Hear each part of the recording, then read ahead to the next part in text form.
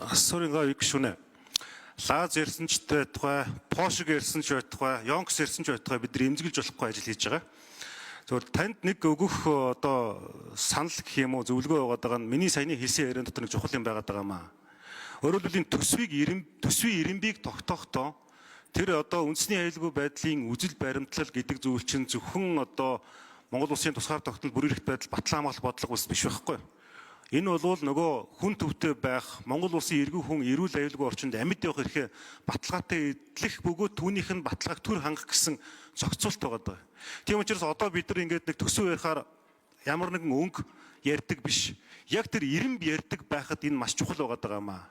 Тэр утгаараа бол энэ жил амжсангүй. Тэр утгаараа бол дараа жил бас энэ асуудал дээр гарахад энэ үндэсний аюулгүй байдлын үжил баримтлалд уялдуулсан энэ хэмжих үзүүлэлт буюу шалгуур үзүүлэлтийг гаргаарай гэж хэлмээр байгаа. Тэгж ядах юм бол олон хэрүүл, олон намчирхал улс төржилд хаагдах боломжтой байна гэдгийг тэмдэглэж